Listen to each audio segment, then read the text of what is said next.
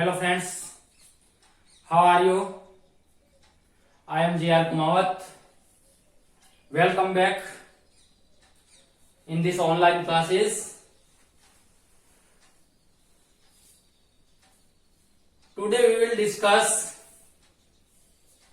about past perfect tense. There is two words, past and perfect.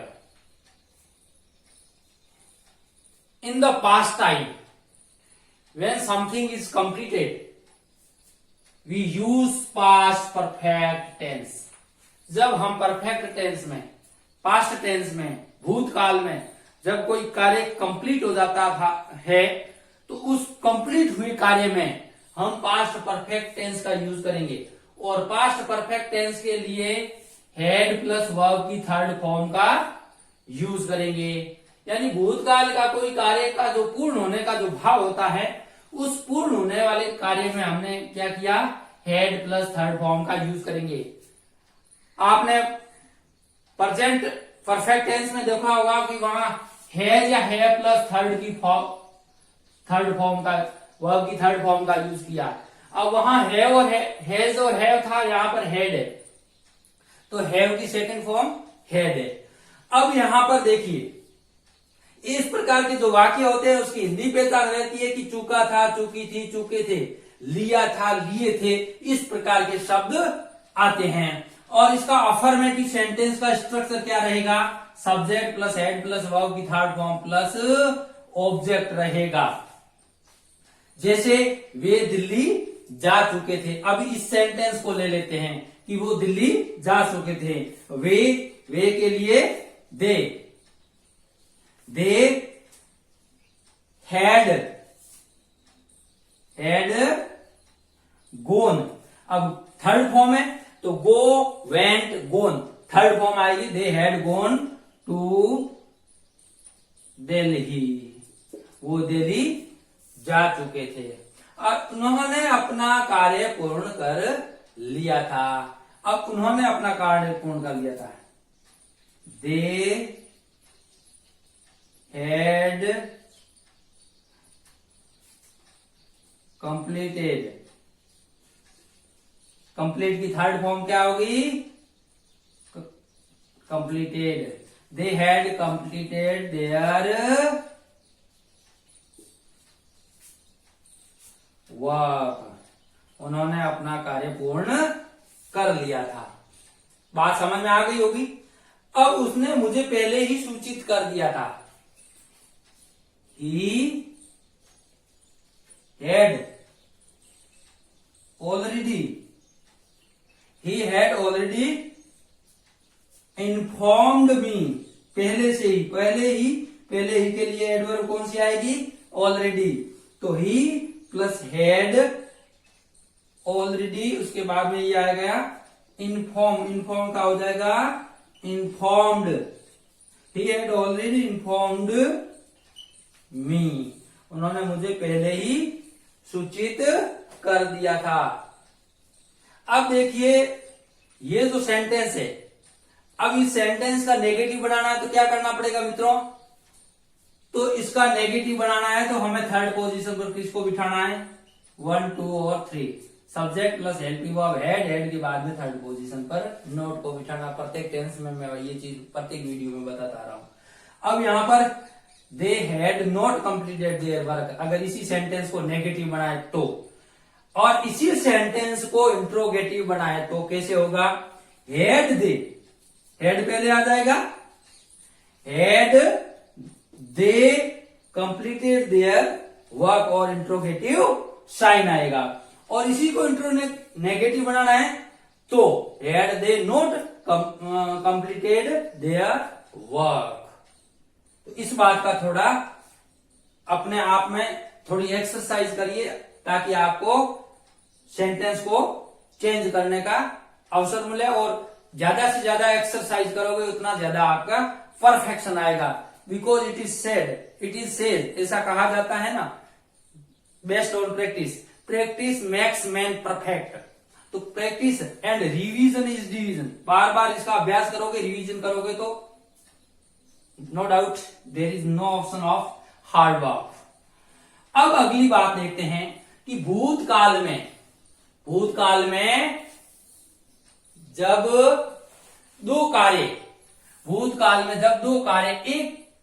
एक के बाद दूसरा कार्य पूर्ण हो गया था, जब दो कार्य हुए और जिसमें एक काम पहले कंप्लीट हो गया, जस्ट दूसरा, दो काम होते हैं और उसमें एक काम जस्ट पहले पूरा होता है और दूसरा काम बाद में कंप्लीट होता है। तो जो पहले काम कंप्लीट होता है तो पहले पूर्ण हुए कार्य हेतु हम पास्ट परफेक्ट टेंस का यानी कि हेड प्लस वर्ब की थर्ड फॉर्म का यूज करेंगे, और जो काम बाद में कंप्लीट होता है उसमें पास्ट इंडेफिनिट मींस वर्ब की सेकंड फॉर्म का यूज किया जाएगा। अब देखिए इसका स्ट्रक्चर क्या रहेगा। देखो अगर जो काम पहले होता है उसको पहले लिखेंगे तो subject plus head plus verb की थर्ड फॉर्म, और उसके साथ में आने वाला कंजक्शन क्या रहेगा, बिफोर रहेगा। ध्यान रखना, जो काम पहले हुआ उसमें पास्ट परफेक्ट टेंस का यूज करेंगे और बिफोर कंजक्शन का यूज करते हुए जो काम बाद में कंप्लीट हुआ उसके साथ में सब्जेक्ट प्लस वर्ब की सेकंड फॉर्म यूज होगी, यानी कि पास्ट इंडेफिनिट टेंस यूज होगा। राइट। अब नेक्स्ट फॉर्मूला देखिए, अगर काम जो पहले कंप्लीट हुआ उसको हम बाद में लिखे और जो बाद में कंप्लीट हुआ उसको पहले लिखे, right, then we should use, जो काम पहले बाद में कंप्लीट हुआ उसको अगर पहले लिखते हैं तो हम वर्ब की सेकंड फॉर्म का यूज करेंगे, right, and use we conjunction after, और उसके बाद में हम किसका यूज करेंगे, आफ्टर का, और आफ्टर का करेंगे मतलब उसके बाद में आने वाला जो सेंटेंस है जो पहले कंप्लीट हुआ है तो उसमें हेड प्लस, यानी कि जो काम पहले हुआ उसमें head plus third form use करनी है, यानी कि पास्ट परफेक्ट टेंस, और जो काम बाद में कंप्लीट हुआ उसमें वर्ब की second form means past indefinite. अब इसमें ध्यान क्या रखना है, आफ्टर और बिफोर का।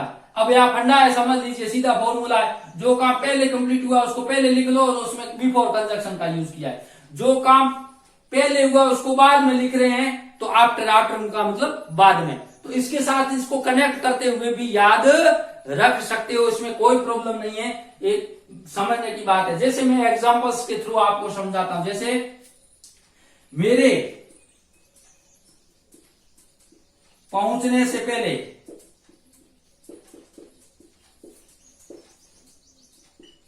ट्रेन रवाना हो चुकी थी।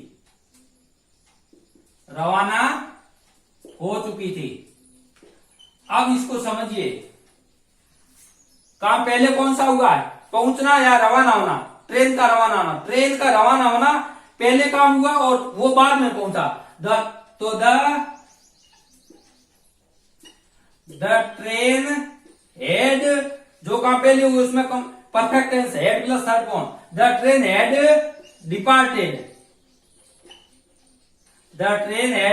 डिपार्टेड। अब जो काम पहले हुआ उसको पहले लिखा है तो बिफोर यानी पहले, बिफोर कंजक्शन का यूज करेंगे, ये समझने की बात है।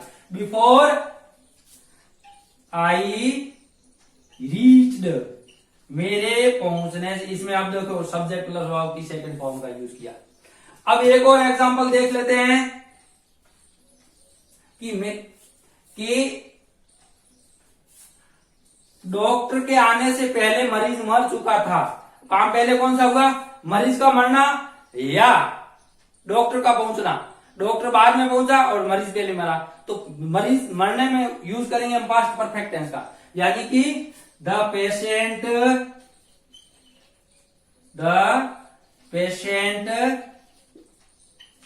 had died before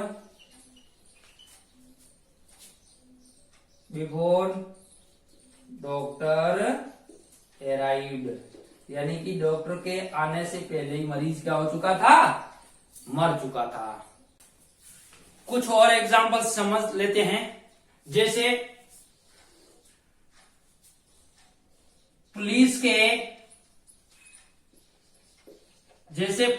के पहुंचने से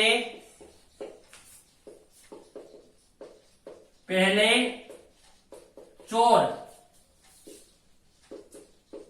भाग गए थे। अब ये सेंटेंस है, इसमें बिफोर और आफ्टर का प्रयोग करते हुए हमें क्या करना है, यूज करना है बिफोर या आफ्टर कंजक्शन का। जैसे काम पहले कौन सा हुआ, पहले चोर भाग के गए तो the thief had gone before the police reached, यानी जो काम बाद में होगा उसमें वर्ब की second form past indefinite tense का यूज किया। और अगर इसी सेंटेंस को आफ्टर कंजक्शन से यूज करना है तो ऐसे करिए, द पुलिस, बाद में जो काम हुआ है उसको पहले लिख दीजिए, the police reached after the thief had gone, यानी कि पुलिस पहुंची कब? चोर के जाने के बाद में पुलिस पहुंची, भागने के, हैड गॉन अवे साथ में जोड़ सकते हो, गॉन अवे यानी भाग जाना, ऐसे भी लिख सकते हो। अब उसके बाद में कंडीशनल सेंटेंस, जिसको हम इम्प्रोबेबल कंडीशन कहते हैं। इम्प्रोबेबल यानी असंभावित कंडीशन, जिसको अब करना संभव नहीं है, जो काम हमारे हाथ में नहीं होता है, जो काम पहले से ही हाथ से निकल चुका है, उसको हम इम्प्रोबेबल कंडीशन कहते हैं। कंडीशन 3 प्रकार की होती हैं, उसमें इमेजिनरी कंडीशन, प्रोबेबल कंडीशन और इम्प्रोबेबल कंडीशन। हम इम्प्रोबेबल कंडीशन की बात कर रहे हैं, जैसे यदि वह मुझसे मिलता तो मदद करता, यदि वह मुझसे मिलता तो मैं मदद करता। अब इसमें वो मिला ही नहीं, मदद करे क्या? जब वो मिला ही नहीं तो मदद कहां से होगी? इसलिए हमारे हाथ में नहीं है।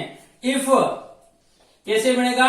If he had met me, if he had met me I would have helped, helped him. अगर वह मुझसे मिलता तो मैं उसकी मदद करता। अब इसमें जो काम मिलता, कंडीशनल, तो यहां पर हैड प्लस वर्ब की थर्ड फॉर्म यूज होगी इफ क्लॉज में, और प्रिंसिपल क्लॉज में would plus have plus verb की थर्ड फॉर्म यूज होगी।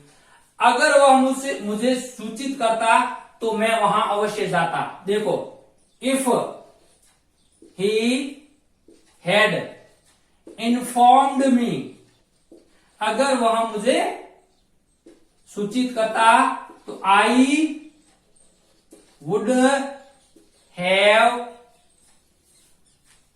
वहां अवश्य जाता।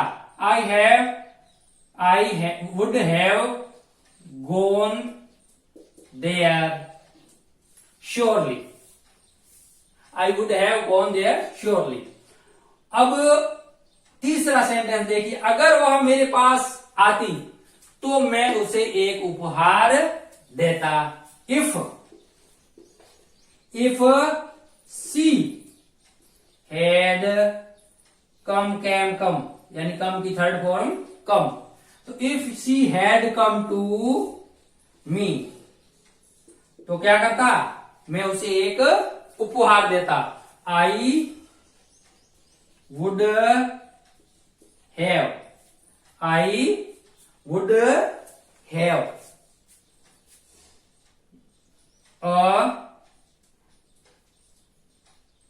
I would have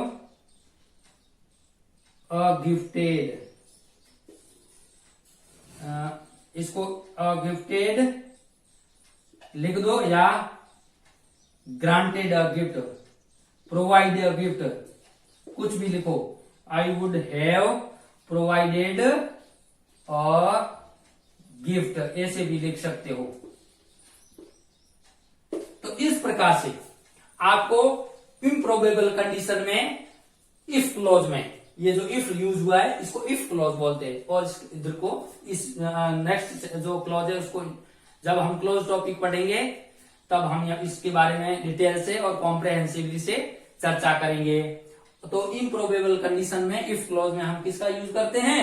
past perfect tense का यूज करते हैं, मतलब हेड प्लस थर्ड फॉर्म का यूज करते हैं। Thank you so much for watching video. Also share with others and cooperate. Thank you. Bye bye. See you.